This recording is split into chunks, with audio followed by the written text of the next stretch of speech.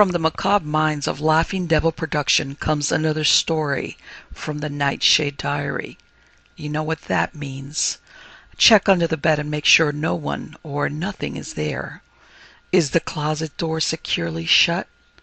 Then leave your disbelief behind, amp up your imagination, and hang on tight for another ride into terror and mystery. And like all good horror stories, just imagine it's a dark and stormy night. And remember, screaming like a little girl is permitted.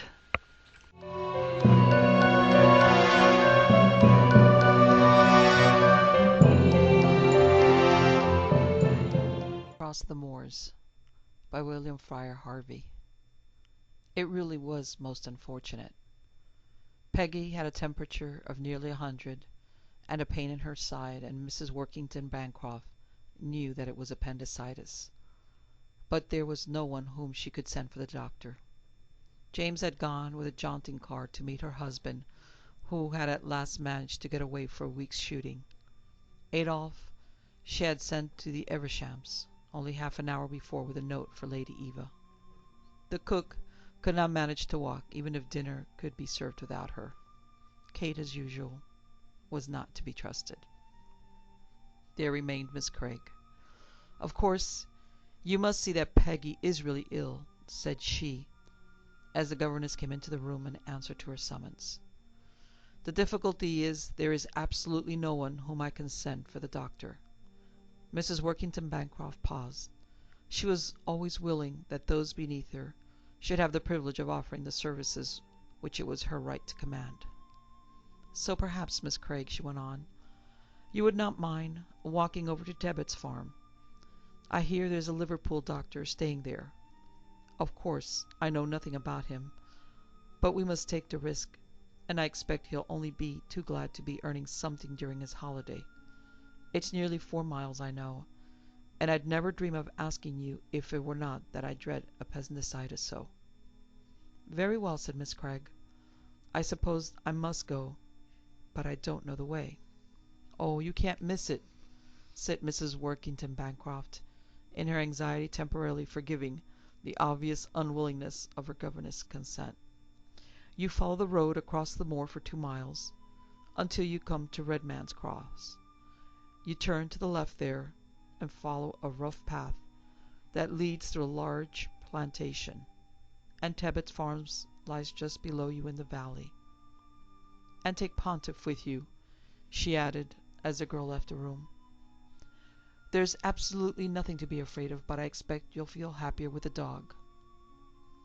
"Well, miss," said the cook, when Miss Craig went into the kitchen to get her boots, which had been drying by the fire, "of course she knows best, but I don't think it's right after all that's happened for the mistress to send you across the moors on a night like this.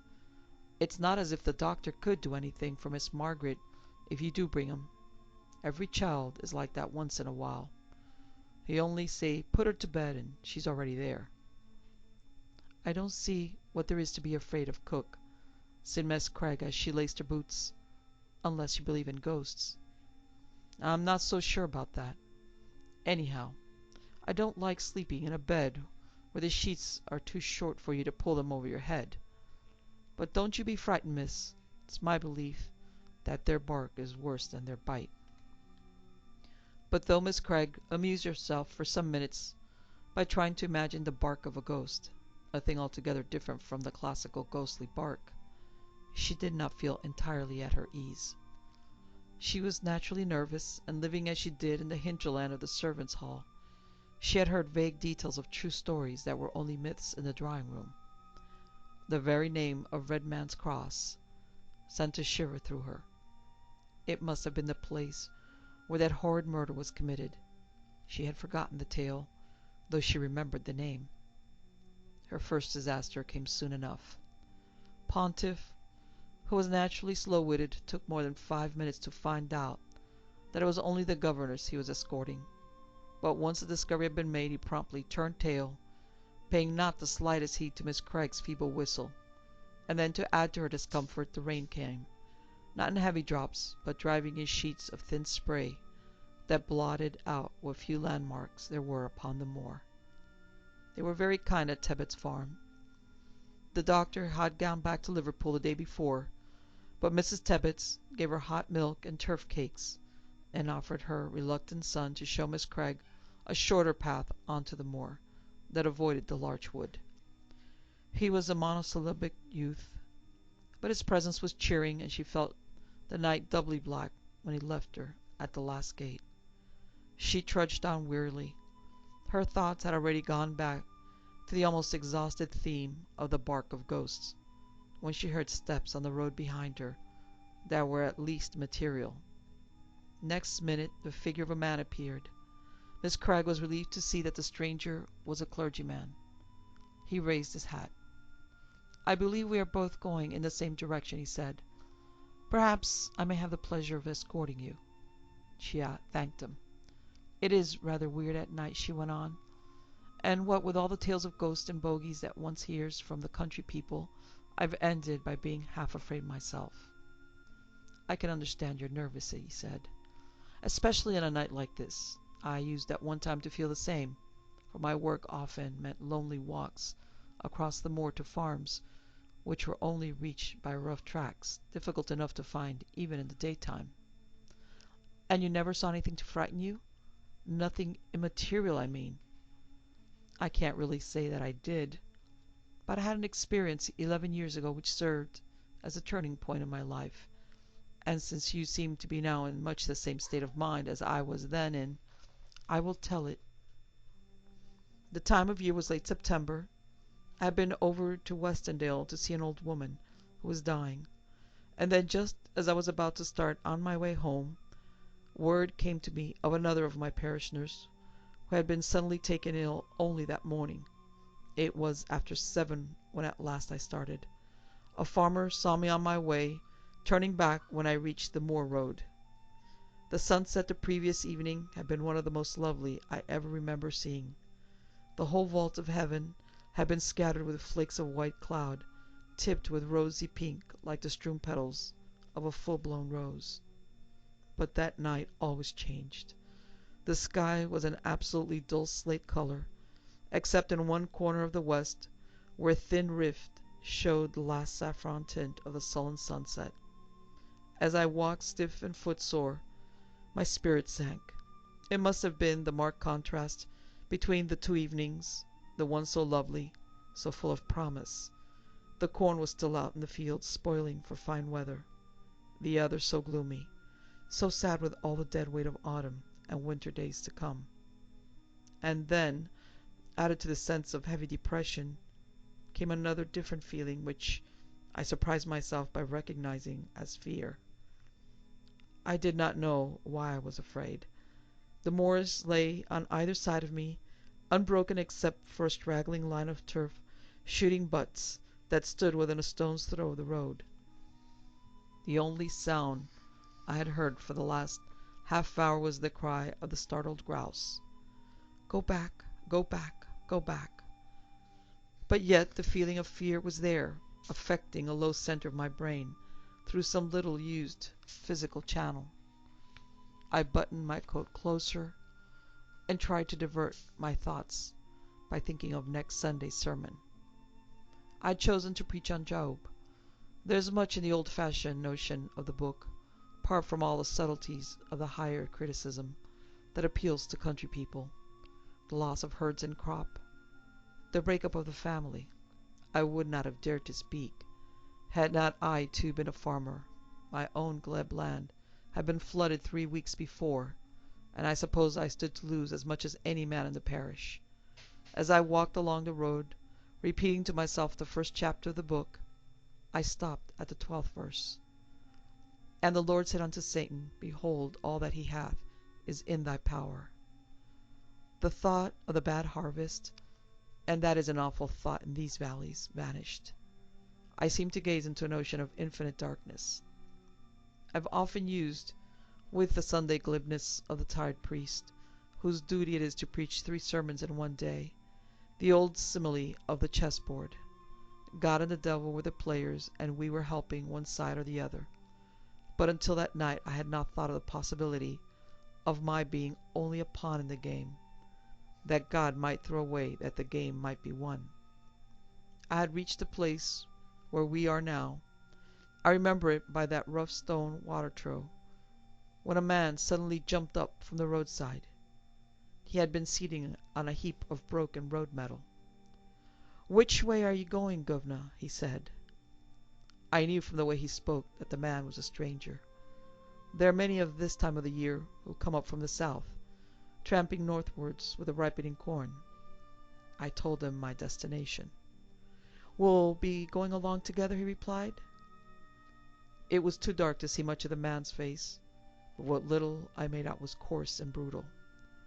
Then he began the half-menacing whine I knew so well. He had tramped miles that day. He had had no food since breakfast, and that was only a crust. "Give us a copper," he said. "It's only for a night's lodging." He was whittling away with a big clasp knife at an ash stake he had taken from some hedge. The clergyman broke off. "Are those the lights of your house?" he said. "We are nearer than I expected, but I shall have time to finish my story. I think I will, for you can run home in a couple of minutes, and I don't want you to be frightened when you are out on the moors again." As the man talked, he seemed to have stepped out of the very background of my thoughts, his sordid tale, with the sad lies that hid a far sadder truth. He asked me the time. It was 5 minutes to 9. As I replaced my watch, I glanced at his face. His teeth were clenched. There was something in the gleam of his eyes that told me at once his purpose. Have you ever known how long a second is? For a third of a second I stood there facing him, filled with an overwhelming pity for myself and him. And then, without a word of warning, he was upon me. I felt nothing. A flash of lightning ran down my spine. I heard the dull crash of the ash stake, and then a very gentle patter, like the sound of a far distant stream. For a minute I lay in perfect happiness, watching the lights of the house as they increased in number until the whole heaven shone with twinkling lamps. I could not have had a more painless death. Miss Craig looked up. The man was gone. She was alone on the moor. She ran to the house, her teeth chattering, ran to the solid shadow that crossed and recrossed the kitchen blind. As she entered the hall, the clock on the stairs struck the hour. It was 9 o'clock. Attorney for the Damned by Renier, Wyers. Camberton knew by the muffled ring which of his two telephones to pick up. Yet he hesitated. Who could be calling him at this late hour on this secret, unlisted wire? Only 6 of his underworld clients knew the number. 2 of these gentlemen of doubtful integrity had just gone out the door. 2 were in Europe, and 1 in prison. The 6th was Bert Cotton. But Bert Cotton was dead. The muffled bell rang again. Camberton's pudgy hand closed on the cradled instrument and lifted it to his ear. He said nothing. He never spoke first on this line. Whoever knew the number of it was expected to know also the code word, which had to be uttered before Camberton would respond. Presently the word came. Reference room. It was spoken in low, unfamiliar tones. "Who are you?" rasped Camberton. His round, pasty face was an expressionless mask, save for the glint of suspicion in his beady, fat, encircled eyes. "A friend of Houghton's," the unknown whispered. "He gave me this number. Said for me to call it when I'm in a jam." "What's your name?" "Smith. John Smith." "Very unusual," sneered Camberton. "I've never heard it before. I don't know you." "Wait. You'll know me when you see me." "Why should I see you?" "Because I've got plenty of money for legal advice. Are you alone?" "Yes, I am," drawled Camberton in a bored tone, which was belied by the greed in his piggish eyes. "Do you know how to get here?"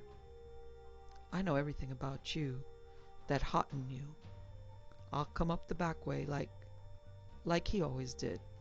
I'll be there in 10 minutes. Horace L. Camberton, criminal lawyer, any way you say it, put down the telephone, leaned back in his chair, and looked again at the newspaper item, which he had been reading before the interruption. Early that morning, according to the item, Bert Cotton and 2 Confederates were shot to death while looting the First Industrial Bank of Willow Ridge, a southwestern suburb of Chicago. Houghton's corpse was identified by the police. The other 2 had apparently been crime recruits. Their names were as yet unknown. Camberton's only pang of regret on reading the item was in his purse. Houghton had been a well-paying client, and although he had not required legal counsel during the past year, he would have, sooner or later, had he not been mowed down. Perhaps, reflected the attorney, this stranger who had just telephoned would take the place of the dear departed as a source of revenue. However, one couldn't be too sure. It was best to prepare for any kind of a comer. From his library table, Camberton transferred a loaded revolver to his right-hand coat pocket. Then he went into the bedchamber and opened the top drawer of his bureau. From this he took another loaded pistol, which he dropped into his left-hand pocket. He waddled impatiently back and forth in the 2 rooms which comprised his suite in the Avon Arms Hotel, a receivership skyscraper towering in Diversey Parkway east of Clark Street. It was a nest of shysters, racketeers, and elegantly clad hoodlums. Ordinarily he felt perfectly at home in this environment, in the shadow of the double cross, but tonight he was uneasy. Never before had he been so apprehensive of impending trouble as he was now, while awaiting his nocturnal visitor. Rather than be called upon to open the door and find himself only several inches from his guest, he released the latch, backed across the room, and sat down on a straight-backed chair.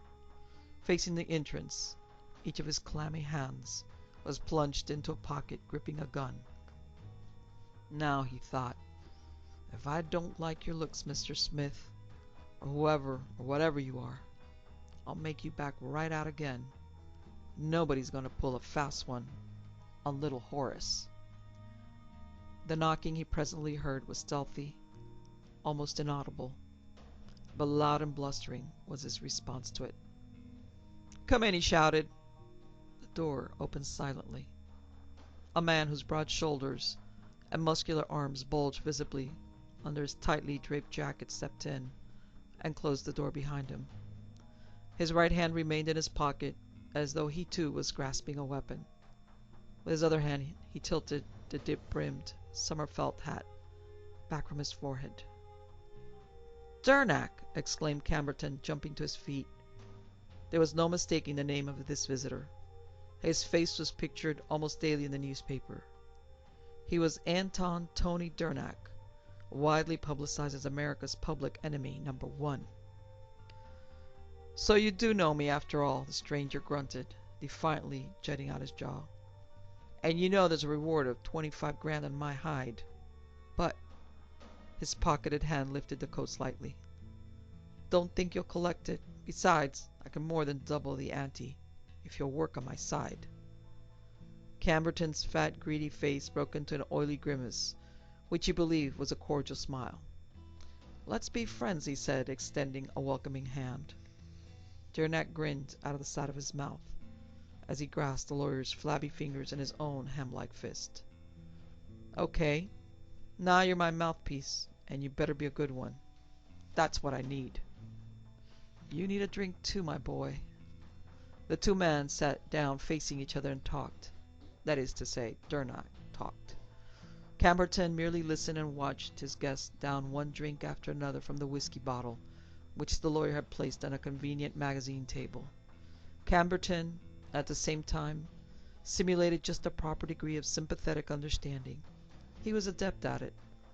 It was in this way that he came to know so many things which necessitated such undercover equipment as the secret telephone. Durnack, the hunted, seemed eager to unburden himself to the attorney. For all his bulk and reputation as a hard hombre, he was plainly frightened. He had achieved too much notoriety for his peace of mind.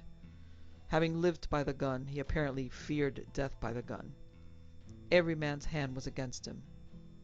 He poured himself yet another drink and said, "I met Houghton in Minneapolis about 6 months ago. He joined my gang and we did several jobs. Payroll raids in St. Louis.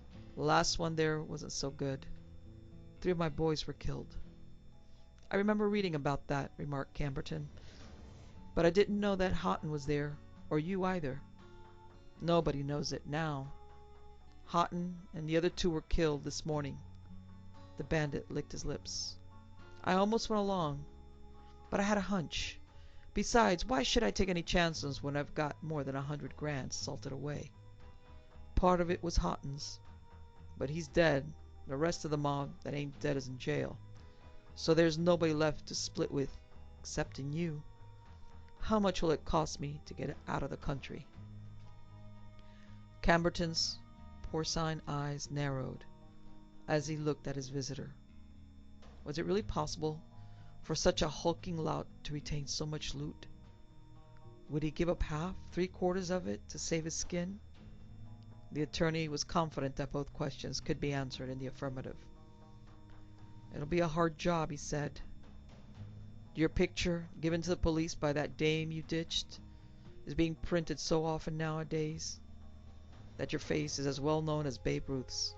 Your mug and the description are posted in every police chief's office, and every detective bureau and agency in the country, and in every post office."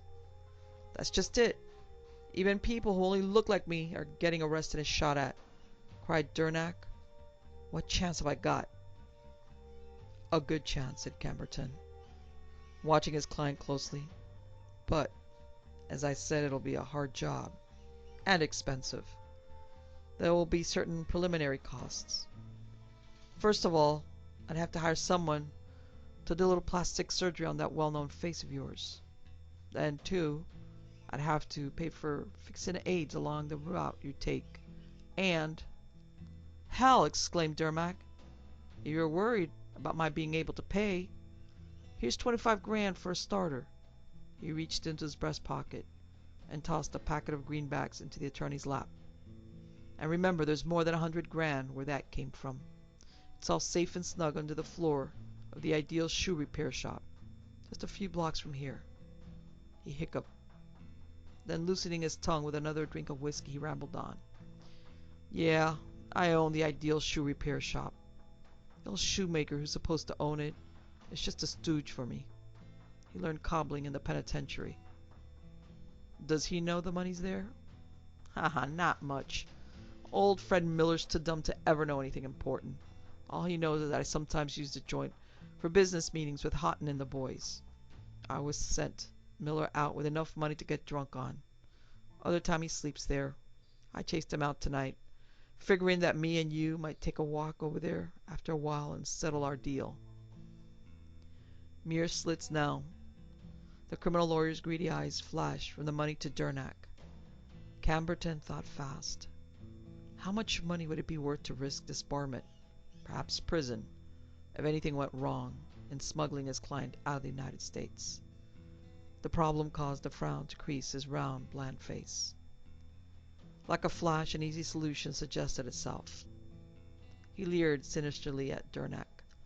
Startled, the fugitive reached for his gun, but the lawyer, with a speed surprising in one so fat and flabby, whipped out his own pistol and fired before the other one could take aim.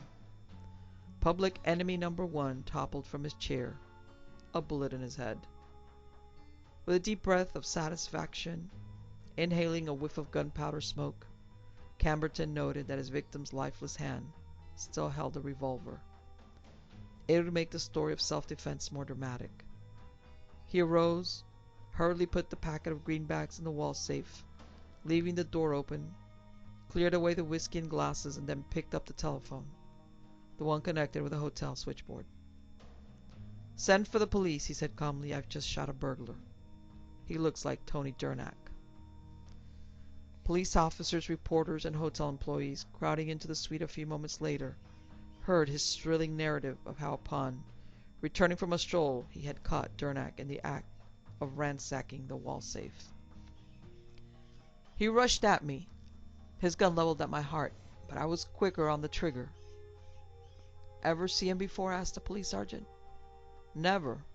My guess as to his identity was based on press pictures I've seen.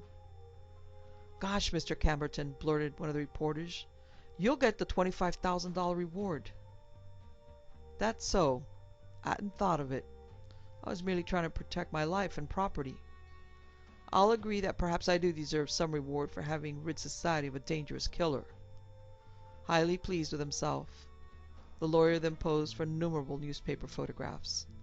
He posed, pointing his gun at the camera, pointing his finger at the wall safe, shaking hands with the sergeant, shaking hands with the hotel manager, with bellhops, with chambermaids, with almost everyone excepting his dead victim. He obliged the cameraman willingly, refusing only the request of one who wanted him to stand with one foot resting on the corpse, in the manner of a big game hunter. This, the attorney declared, would be beneath his dignity. Not until the dark hour just before the dawn was he left alone. Excitedly he turned the leaves of his telephone directory, seeing the address of the ideal shoe repair shop. Here it was, 692 Elwell Court, less than 4 blocks away. He patted the revolvers in his pocket, took an electric torch from his bureau, put on his hat, and went out, leaving the building by a rear stairway. Although only a few blocks from the brightly lighted corner of Clark and Broadway, Elwell Court was a shabby little side street of dismal frame shanties. Bleakest of these was number 692, with shoe repairing crudely lettered on the glass of the front door. It was hardly a place you would suspect of being the depository of $100,000 in cash.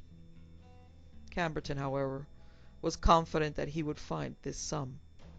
He knew his crooks, and had correctly judged Durnack as a simpleton that he was. The fool had even put a modern lock on the door. Camberton's skeleton key opened it easily. Inside, he observed that the weakened rays of a distant street lamp penetrated the grimy front windows just enough to cast a dim and eerie light, blocked out there and here by machinery and furnishings which cast grotesque and misleading shadows. Feeling his way, he stepped forward. His shin encountered something in the dark, something that sprang through the air with a hissing, spitting sound. 2 yellow eyes glared balefully at him. He flashed his torch at it, and cursed under his breath as the cat arched its back in the glare. He threw the beam around the room to get his bearings. There was a door at the rear of the shop. Camberton regarded it apprehensively as he put out the light. What if old Miller, who according to Durnack sometimes slept in the rear of the shop, had returned?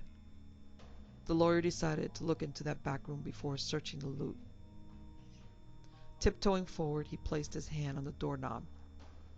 As he turned it, slowly and silently, a strange fear gripped him. It was unusual, for though he was not the bravest man in the world, he was certainly not one to be frightened by darkness and the angrily gleaming eyes of a cat. The touch of terror was caused by something else. He knew not what. It angered him. Forgetting his caution, he jerked the door open. An icy draught swept around him, enveloping him so completely that he shivered with intense cold. There was something wrong about this, too. This chill on a warm July night. It required all his willpower to stop the quivering of his fatty flesh as he stared into the room. It was better lighted than the other. The illumination which streamed through the window came from the rear porch light of a house next door. Camberton's nervous scrutiny sweeping the room was halted and held by an object in the darkest corner. It seemed to be the figure of a man lying on a cot. So, that old cobbler Miller had come back to sleep off his drunkenness here. But the odor that assailed Camberton's nostrils was not of alcohol. It was of something equally familiar, something that did not belong here. Sniffing to clear his nostrils, and at the same time firmly grasping his revolver, Camberton started to slink forward towards the recumbent form, then stood stock still, wide-eyed with fright. The figure on the cot was sitting up, and it wasn't the figure of an old man. It was the husky, broad-shouldered figure of Tony Durnack, America's public enemy number one. Tony Durnack, whose corpse, at this moment, should be stretched on a slab in the county morgue, was sitting up. The face of the figure seemed to gleam with a greenish phosphorescent light, making more horrible the vilipending leer that was directed at the horrified attorney. In the forehead of the face was a bullet hole, and the odor that was creeping into Camberton's brain was the odor of burnt gunpowder. His round countenance paled to sickly white. His eyes almost popped out of their thick fleshy pouches. He moved his lips, but could not utter a sound. "You," he managed to croak at last. "You! Why, damn you, Durnack, I killed you once, and I'll kill you again." He aimed his pistol at the apparition. The shanty seemed to shake as the gun roared again and again. The spurts of gunfire seemed to pierce right through the figure, which rose slowly from the cot and moved relentlessly towards Camberton step by step. The lawyer backed away from it, firing desperately. Try as he might, he could not turn and run. The eyes staring into his with a hypnotic fixedness seemed to fasten his own with invisible bands, permitting him to step back only as far as the other had stepped forward, no further. Sobbing wildly, Camberton pulled out his other gun and emptied its contents at the wraith. Automatically his twitching fingers jerked at the triggers of the emptied weapons, clicking them futilely. That was the way the police squad crew found him, idiotically clicking the triggers of two empty guns. The shooting had aroused the neighborhood and brought the prowl car to number 692 within 3 minutes of the first crack of the first gun. The lifeless body of old Fred Miller, riddled with the bullets from the attorney's pistols, lay on the cot. That was all that the police saw. That, and the drooling madman who had once been Horace G. Camberton, well-known criminal attorney, pressing the revolver trigger like an automaton. It is hardly likely that he will ever be tried for the murder of the aged shoemaker, because he does not seem able to comprehend what he's done. In an asylum for the criminal insane, he crouches in his cell, insisting that he and Durnack were the only occupants of the back room at number 692. Few people are permitted to visit the broken attorney. Fewer care to do so, since, as the authority explained it, the mad terror which creeps over his face at intervals is of such awfulness that the most hardened observers shudder at the sight of it. The intervals are becoming more and more frequent, and should the apparent suffering he experiences in these intervals become a permanent mental condition, it will not be necessary to punish Horace L. Camberton further for his crimes.